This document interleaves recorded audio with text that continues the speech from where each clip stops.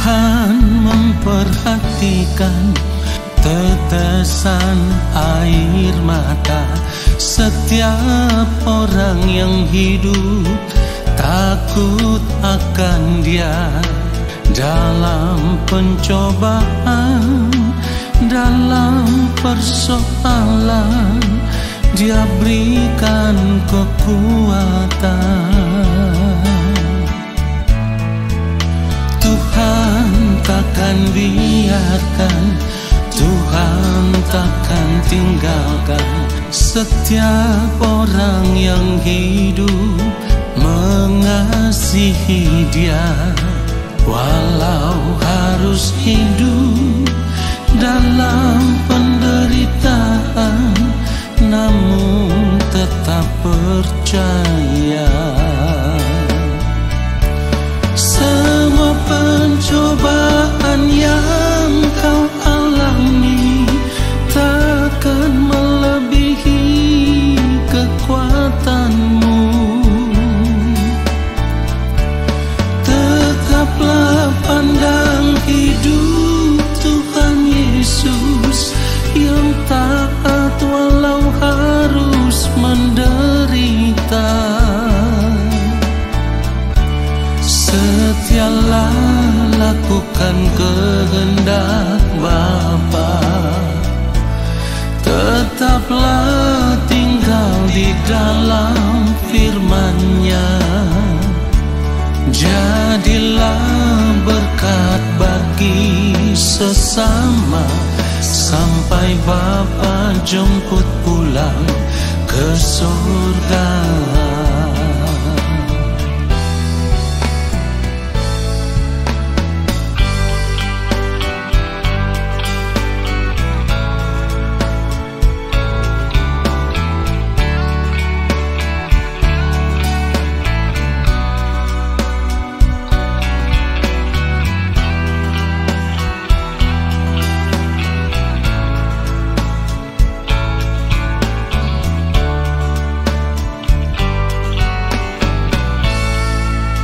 Tuhan takkan biarkan, Tuhan takkan tinggalkan setiap orang yang hidup mengasihi Dia.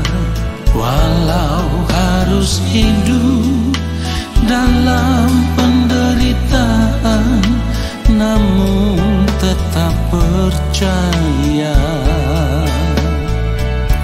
Semua pencobaan yang kau alami takkan melebihi kekuatanmu.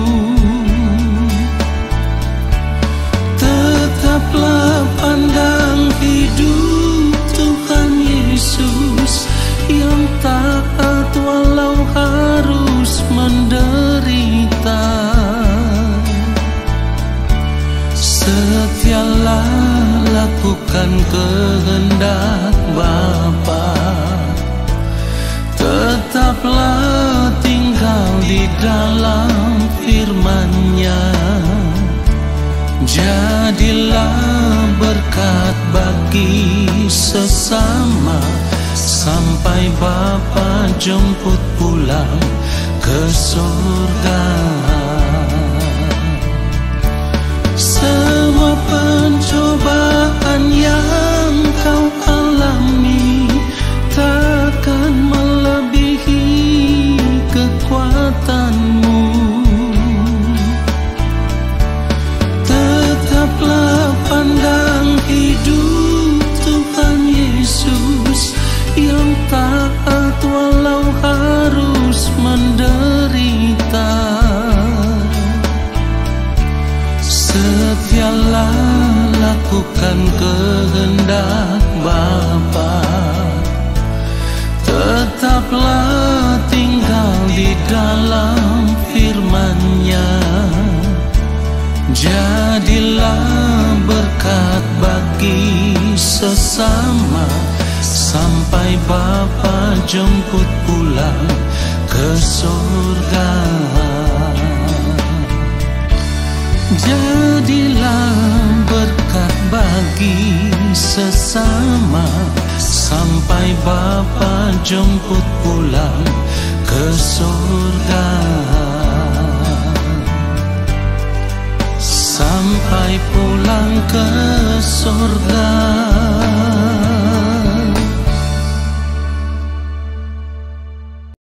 Mari kita siapkan hati kita untuk menerima kebenaran firman Tuhan saat ini. Mari kita berdoa. Allah Bapa yang Maha Kudus, Allah yang Maha Mulia, Allah yang Maha Agung, kami hendak mempersiapkan hati dan pikiran kami. Kami rindu menanti-nantikan Bapa berbicara bagi kami, menyampaikan isi hati Bapa kepada kami lewat setiap kebenaran firman Tuhan yang akan kami dengar saat ini. Kuduskanlah setiap kami yang Maha Mulia.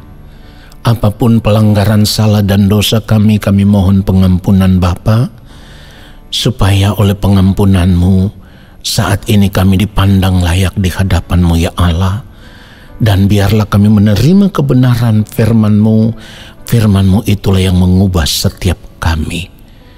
Di dalam nama Tuhan Yesus Kristus, kami siapkan hati kami untuk menerima kebenaran firman Tuhan saat ini. Amin. Saudara yang dikasihi oleh Tuhan Yesus Kristus, Markus 14 ayat 38 firman Tuhan katakan, berjaga-jagalah dan berdoalah supaya kamu jangan jatuh ke dalam pencobaan. Roh memang penurut tetapi daging lemah. Saudaraku, seringkali ketika kita harus menghadapi masalah hidup, maka tidak jarang kita mengeluh, kita bersungut-sungut. Apalagi kalau masalah hidup yang kita hadapi itu berkaitan dengan keinginan diri yang belum bisa kita capai.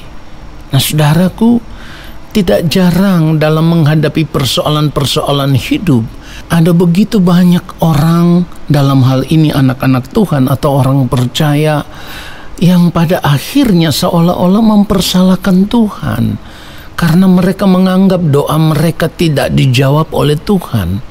Padahal saudaraku, mereka tidak pernah mau menyadari bahwa setiap persoalan hidup yang terjadi seringkali itu adalah akibat dari keinginan diri mereka yang tidak terkontrol, saudaraku. Itulah kenapa kita juga harus memeriksa diri kita pribadi lepas pribadi. Kita harus jujur memeriksa diri kita. Jangan-jangan hidup kita juga seperti itu. Kita selalu mempersalahkan Tuhan. Nah, ini artinya saudaraku, jika kita tidak bisa mengontrol keinginan diri kita yang penuh dengan kedagingan, maka hal itulah yang akan membuat kita jatuh ke dalam berbagai-bagai pencobaan. Yakobus pasal 1 ayat 14 firman Tuhan katakan, tetapi tiap-tiap orang dicobai oleh keinginannya sendiri, karena ia diseret dan dipikat olehnya. Nah, saudara, oleh sebab itu kita harus berjuang, ya. Kita harus berjuang untuk mematikan setiap keinginan diri yang tidak berkenan di hadapan Tuhan. Saudara, perhatikan baik. Tidak ada cara lain untuk bisa mematikan keinginan diri kita selain kita harus memaksa diri kita untuk belajar mengingini Tuhan saja. Ya. Jadi di dalam hidup ini kita harus terus memaksa diri kita untuk mengingini Tuhan saja lebih daripada apapun dan siapapun.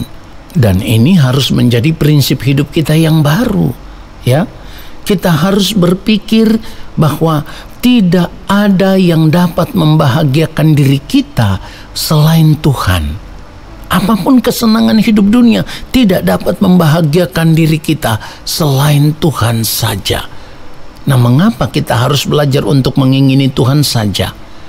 Karena keinginan seperti inilah yang akan membawa kita untuk mencapai kebahagiaan yang abadi, saudaraku. Ya, kebahagiaan yang tak akan pernah hilang. Jadi sekarang saudara mau pilih yang mana?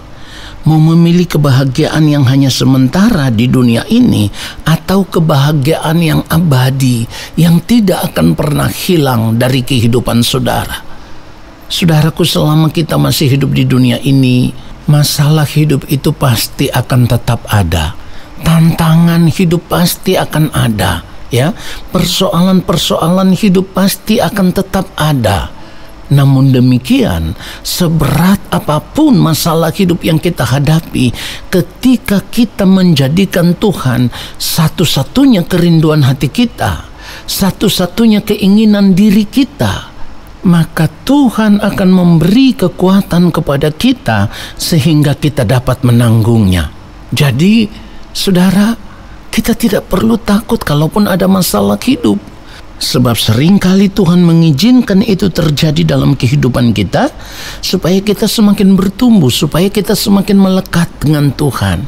Filipi 4 ayat 13 firman Tuhan katakan begini, segala perkara dapat kutanggung di dalam Dia yang memberi kekuatan kepadaku. Saudara perhatikan itu. Ini artinya tidak ada masalah hidup yang tidak dapat kita tanggung, ya, atau tidak dapat kita selesaikan. Sebab ketika kita mau hidup dalam penurutan akan kehendak Allah, maka Allah akan melindungi kita dari semua pencobaan yang kita alami, apapun itu, ya, apapun itu. Nah, oleh sebab itu saudaraku, saat ini kita sudah tidak boleh lagi menambatkan hati kita terhadap kesenangan-kesenangan hidup dunia. Sebab sebagai orang percaya kita tahu benar bahwa waktu hidup kita di dunia ini sangat singkat. Oleh sebab itu kita harus memperkarakan akan hal ini dengan serius. Apakah hidup kita saat ini sudah berkenan di hadapan Bapa di sorga atau belum? Itu yang harus kita perkarakan. Kenapa? Karena kalau waktu hidup kita di dunia ini begitu singkat, maka seharusnya kita mempersiapkan hidup kita saat ini hanya untuk menanti-nantikan Tuhan saja. Tidak untuk yang lain, tidak untuk kesenangan dunia ini. Nah, dengan demikian kita juga akan berjuang untuk hidup hanya untuk melakukan kehendak Allah Bapa di sorga saja. Dan hal itu harus kita lakukan dengan tekun, saudaraku. Harus tekun, ya. Wahyu pasal yang ketiga ayat 10 firman Tuhan katakan begini, karena engkau menuruti firman-Ku untuk tekun menantikan Aku, maka Aku pun akan melindungi engkau dari hari pencobaan yang akan datang atas seluruh dunia untuk mencobai mereka yang diam di bumi. Saudara perhatikan itu. Jika demikian, maka kita tidak perlu takut lagi menghadapi persoalan hidup apapun itu, ya. Karena kita tahu ketika kita hidup menuruti firman Tuhan dan melakukan kehendak Tuhan, maka Tuhan akan memberikan kekuatan baru kepada kita untuk menghadapi semua persoalan hidup itu. Nah, saudara, Yesaya 40 ayat 31 firman Tuhan katakan, tetapi orang-orang yang menanti-nantikan Tuhan mendapat kekuatan baru. Mereka seumpama Raja Wali yang naik terbang dengan kekuatan sayapnya.